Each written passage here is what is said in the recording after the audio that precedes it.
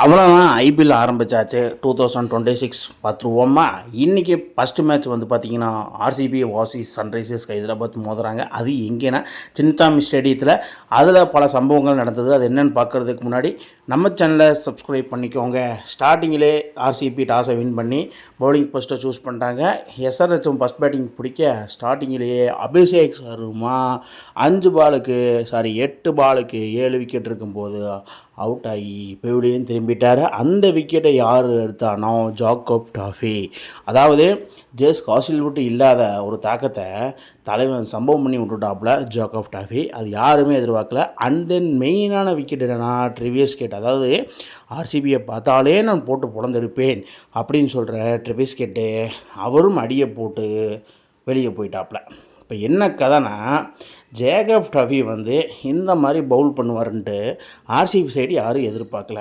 அதுக்கப்புறமா வந்த நிதிஷ்குமார் ரெட்டி, அதாவது டாப் ஆர்டரை வந்து க்ளோஸ் பண்ணி விட்டார் ஜேக்கப் டாஃபி. அதாவது காவியமரம் நினச்சிருப்பாங்க, உங்களையெல்லாம் வச்சு ஒன்றுமே பண்ண முடியாது, ஒரு நியூசிலாந்து ஃபாஸ்ட் பவுலர்கிட்ட தஞ்சம் புகுந்து வந்துட்டீங்க பார்த்தீங்களா, அங்கே நிற்கிறீங்கடா நீங்கள் அப்படிங்கிற மாதிரி மைண்ட் வாய்ஸ்.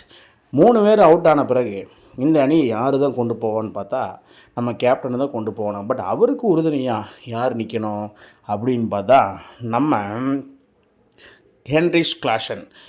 இசான் கிசானும் ஃபஸ்ட்டு டைமாக கேப்டன்ஷிப் பண்ணுறாரு. இசான் கிசானும் ஹென்ரிச் கிளாசனும் 2 பேர் சேர்ந்து அணிக்கு ஓரளவுக்கு முட்டு கொடுத்து வலுவாக்கி தூக்கி நிறுத்திட்டு இருந்தாங்க.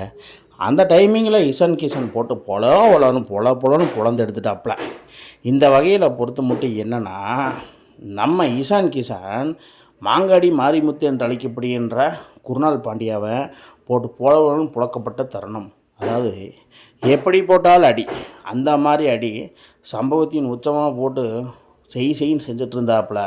ஸ்பின்னு போட்டாலே அடி, அந்த மாதிரி தலைவன் வச்சு செய்கை மேலே செய்கை பண்ணியிருக்கிறாப்புல.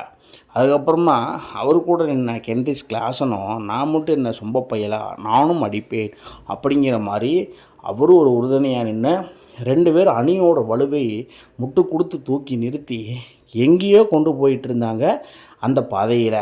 அதுக்கப்புறமா என்ன நடந்திருக்குதுன்னா, இதுதான் தவறான விஷயம் அப்படின்னு ஆர்சிபி நினைக்கும் போது டப்புன்னு 27 பாலுக்கு 51 ரன் அடித்து இசான் கிசான் சம்பவத்தை பண்ணி விட்டாப்புல. அதாவது ஃபஸ்ட்டு மேட்ச்சு கேப்டன்ஷிப் பண்ணுறாரு. அதில் என்ன ஒரு பொறுப்பு பாருங்கள். 27 பாலுக்கு 51 ரன் அடிக்கிறதெல்லாம் அவ்வளோ சாதாரணமான விஷயமே இல்லை. அது கேப்டன்ஷிப் பண்ணும்போது அந்த இடத்துல இசான் கிசான் அதை நடத்தி காமிச்சிருக்காப்புல. இதுதான் வந்து ஆர்சிபிக்கு பெரிய ட்ராபேக்காக இருந்தது. பட் எஸ்ஆர்ஹெச்சுக்கு வந்து பிக் பூஸ்ட்டாக இருந்தது. கேப்டன்சி இன்னிங்ஸ் ஆடி இருக்கார் இசான் கிசான். பட் என்னென்னா அவருக்கு உறுதுணையாக இருந்த ஹென்ரிச் கிளாசன் இந்த மாதிரி அவுட் ஆவார்னு சொல்லி யாருமே எதிர்பார்க்கல. அந்த மாதிரி அவுட் ஆகி பெவிலியன் திரும்பிட்டார். ஆனால் பில் சால்ட்டோட அவுட்ஸ்டாண்டிங் கேட்ச் ஒன்று இருக்குது பாருங்கள். எனக்கு தெரிஞ்சு கேட்ச் ஆஃப் தி டோர்னமெண்ட்டாக இருக்கிறதுக்கு சான்ஸ் இருக்குது. But long tournament IPL, so பல கேச்சஸ்லாம் நம்ம பார்க்கல. பட் இன்றைக்கி பெஸ்ட் ஆஃப் தி கேட்ச் தான். அது இன்றைக்கி பில் சால்ட்டு பிடிச்சது மட்டும்தான். அம்பையர் கிட்ட விவாதம், சர்ச்சைகள் எல்லாம் ஹென்ரிச் கிளாசன் பண்ணாலும் அவுட்டு பாணி அப்படின்னு சொல்லி வெளியே தள்ளி விட்டாங்க. அதுக்கப்புறம் இசான் கிசான் நல்லா ஆடிட்டு இருந்த இசான் கிசான் 80 ரனில் புதுசாக வந்த அபிநந்தன் பாலில் அவுட் ஆகி பெவிலியன் திரும்பின கதை. அந்த கேட்சையும் யார் பிடிச்சானா அன்பிலீவபிள் எஃபர்ட்டை போட்டு அன்பிலீவபிள் கேட்சை பிடிச்சிருக்காரு நம்ம பில் சால்ட். அதாவது கேட்ச் இஸ் தி மேட்ச் வின்னர்னு சொல்லுவாங்க. ஸோ அந்த அளவுக்கு வந்து பில் சால்ட்டு இன்றைக்கி ஆர்சிபிக்கு சேமையாக ஃபீல்டிங் பண்ணி வச்சுருக்காரு. அந்த வகையில் RCB management and bowling coach வேறு லெவலில் சம்பவம் பண்ணியிருக்காரு. பட் அதுக்கப்புறமா அனிகேத் வர்மா வந்து எப்படியாவது இந்த டெத் ஓவர்ஸில் நம்ம போட்டு புழக்கணும் அப்படிங்கிற மாதிரி நினச்சிருக்கிறாப்புல. பட் அந்த மாதிரி தான் 18 பாலுக்கு 43 ரன் அடித்தார். பட் அவரோட காலகட்டத்தில் ஒரு அன்ஃபார்ச்சுனேட்லி ஒரு விக்கெட்டு ரொமரியா செப்போடு வீச விராட் கோலி கேட்ச் பிடிக்க அந்த இடத்துல அனிகேத் வர்மா நினச்ச ஜஸ்ட்டு மிஸ்ஸு ஒரு 50 போச்சேடா அப்படிங்கிற மாதிரி. பட்டு டாப் ஆர்டர்ஸ் 3 பேர் அவுட் ஆனாலும் பின்னாடி வந்து உறுதுணையாக நின்று இசான் கிசான் அண்ட் அனிகேத் வர்மா 2 பேர் அவன் போட்டு அடித்ததுனால எஸ்ஆர்ஹெச் ஒரு நல்ல டீசெண்டான ஸ்கோர் மட்டும் இல்லை, 200க்கும் மேலே அடிச்சிட்டாங்கன்னு தான் சொல்லணும். அந்த இடத்துல இசான் கிசான் 38 பாலுக்கு 80 ரன்னும் அனிகேத் வர்மா 18 பாலுக்கு 43 ரன்கள் அடித்தது வேறு லெவலில் சம்பவமாக திகழ்ந்தது. இவங்க 2 பேர் அடித்ததுனால எஸ்ஆர் கோச்சோட ஸ்கோர் என்னென்னா 201 ரன்னு 9 விக்கெட்டு 20 ஓவருக்கு. பட் என்னென்னா அதாவது 201 ரன்னால் ஒரு காலத்தில் பெரிய ஸ்கோராக இருந்துச்சு. 200க்கு மேலே அடித்தா போதும்ப்பா நம்ம வின்னு அப்படிங்கிற மாதிரி ஆப்பனண்ட்டுக்கு பயத்து காமிச்சிருக்காங்க.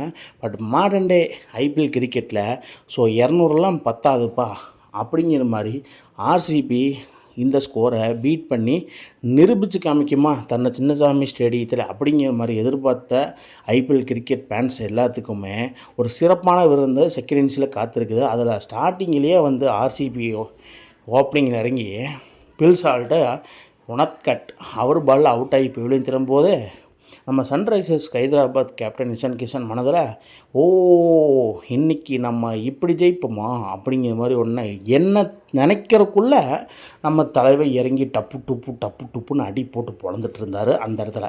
பட் அவருக்கு உறுதுணையாக இம்பேக்ட் சப் இந்த இடத்துல ஒன்று சொல்ல வரேன்.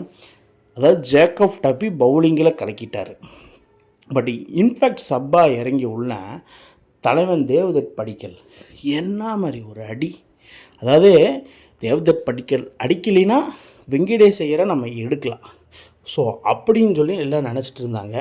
ஸோ வெங்கடேஷ் ஐயரை வந்து எடுத்தோம்னா என்ன பண்ணுறது, நம்ம இத்தனை வருஷமாக உழைப்புக்கு கிடைச்ச ஒரு அவமரியாதையாக இருக்கும். ஸோ நான் இறங்கி அடிக்கிறேன், நான் சூரப்பாம்பில் இருக்கேன் அப்படிங்கிற மாதிரி தேவ்தத் படிக்கல் ஒரு சம்பவம் இருக்குது. அதில் பின்னாடி நான் சொல்கிறேன்.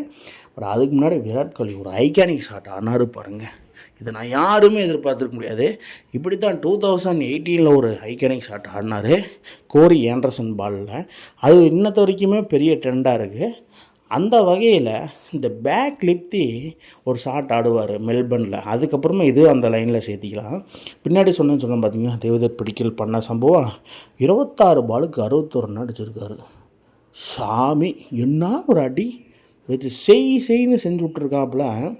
அதாவது சின்னசாமி ஸ்டேடியம் எனக்கு தான், அதாவது உள்ளூர் பையன் நம்ம தேவதத் படிக்கல் போட்டு செய்ன்னு செஞ்சுட்டாப்புல எஸ்ஆர்எஸ் பவுலர்ஸை.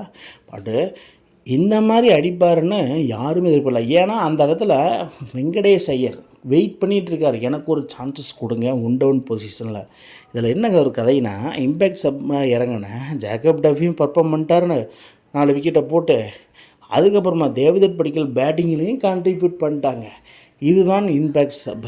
இறங்கினா அடித்தோம் வெட்டினோம் அப்படிங்கிற மாதிரி பொலவலும் பொழந்து விட்டாங்க. அதுக்கப்புறமா ராஜத் பட்டிதார் போன தடவை எங்கே ஆரம்பித்தாரோ அதே மாதிரி இந்த தடவை ஆரம்பிக்காமல் தலைவர் இறங்கினாலே மாசு தான். 12 பாலுக்கு 31 ரன்களை கொடுத்து சம்பவம் பண்ணி விட்ருக்காப்புல. 31 ரன்னு, அதாவது சிம்பிளாக சொல்ல போனோம்னா 12 பாலுக்கு 5 சிக்ஸை போட்டு பொழந்துருக்காப்புல. பட் அவரும் அவுட் ஆகி பொழிந்திருக்காரு டேவிட் பெயின். அது பெயினி தேவதத் படிக்கலையும் எடுத்தார், அதுக்கப்புறமா ராஜத் பட்டிதாரையும் தூக்கினாப்புல. இதில் ஒரு சம்பவக்காரம் என்னென்னா விராட் கோலியும் தேவதத் படிக்கல் மட்டும்தான். பட் என்னென்னா விராட் கோலி 38 பாலுக்கு 69 ரன்னும் தேவதத் படிக்கல் 26 பாலுக்கு 61 ரன் அடித்ததுனால டீம் ஈஸியாக வின் பண்ணிட்டாங்கன்னு தான் நான் சொல்லணும். ஏன்னா ஒரு கஷ்டமே கிடையாது அவங்கள பொறுத்து மட்டும். இறங்கினாங்க, சம்பவம் பண்ணாங்க, வெற்றி பெற்றாங்க. பெங்களூர் ஃபேன்ஸுக்கும் ஒரு சிறப்பான விருந்து கொடுத்தாங்க அப்படிங்கிற மாதிரி இருந்தது.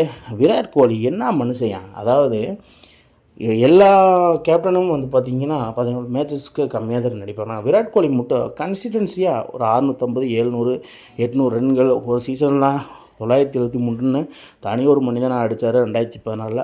அந்த வகையில் விராட் கோலி யார் கேப்டன்ஸாலும் இன்க்ளூட் டு மீ கேப்டன்ஸ்னாலும் நான் சம்பவம் பண்ணுவேன். அந்த வகையில் பாருங்கள், ஆர்சிபி 15.4 ஓவர்லேயே 203 ரன்கள் அடித்து 4 விக்கெட் இழப்புக்கு ஆர்சிபி வின் பை 6 விக்கெட்டில் வெற்றி பெற்றாப்புல.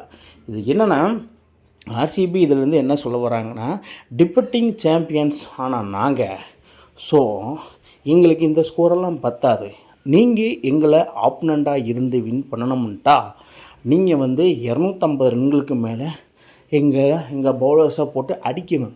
அப்படின்னா தான் நாங்கள் தோக்க முடியும் அப்படிங்கிற மாதிரி ஒரு ஸ்டேட்மெண்ட் கொடுத்துருக்காரு Virat Kohli and Rajat Patidar.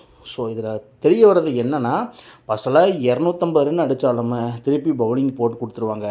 But RCB bowling line அப்பு அந்த மாதிரி படுமோசமாக இருக்கும். ஆனால் இந்த டைம் வேறு லெவலில் இருக்குது. அதுக்கப்புறம் விராட் கோலி சேசிங் மாஸ்டர் நம்மளுக்கு எல்லாத்துக்குமே தெரியும். வழக்கம் போல் சேசிங் பண்ணி மேட்சை வின் பண்ணி கையில் கொடுத்துட்டு தலைவன் ஒரு கிஸ்ஸை கொடுத்துருக்காப்புல அனுஷ்கா சர்மாவுக்கு. அவை இன்னும் திறந்துலமாமா அப்படிங்கிற மாதிரி ஒரு சம்பவம் இங்கே நடந்திருக்குது. ஃபைனலி என்ன வாங்க 2 பேர் ஹக் பண்ணிக்கோங்க அப்படிங்கிற மாதிரி அஜித் பட்டிதாரும் விராட் கோலியும் ஹக் பண்ணிவிட்டு இது இன்னும் முடியலப்பா, கடைசி வரைக்கும் போய் கப் அடிப்போம் அப்படிங்கிற மாதிரி 2 பேர் பேச்சுவார்த்தையை போட்டுட்டு அந்த டக்வர்த் அந்த லைனை நோக்கி போயிட்டாங்க. இதில் என்ன சிறப்பான ஆட்டத்தை வெளிப்படுத்தி பிளேயர் ஆஃப் தி மேட்சை வாங்கினது யாருன்ட்டா நம்ம ஜேக்கப் டஃபி. அதாவது ஜேக்கப் டஃபி 22 ரன்னு கொடுத்துருக்காரு, 4 ஓவருக்கு 3 விக்கெட்டை போட்டிருக்காரு. அது 3மே டாப் ஆர்டர் சன்ரைஸில் கழட்டி விட்ருக்காப்புல. ஸோ அதனால் அவருக்கு இந்த அவார்டு கொடுத்துருக்காங்க. ஆனால் ஆர்சிபி ஃபஸ்ட்டு மேட்ச்சே இந்த மாதிரி ஒரு சம்பவம் பண்ணுவாங்கன்னு யாரெல்லாம் எதிர்பார்த்தீங்கன்னு கீழே கமெண்ட் பாக்ஸில் கமெண்ட் பண்ணுங்கள் மக்களே. இந்த மாதிரி இன்ட்ரெஸ்டிங் கிரிக்கெட் வீடியோவை தெரிஞ்சுக்க நம்ம சேனலை சப்ஸ்கிரைப் பண்ணுங்கள், லைக் அண்ட் கமெண்ட் பண்ணுங்கள். மேலும் மேலும் உங்களுக்கு வீடியோ வந்துகிட்டே இருக்கும்.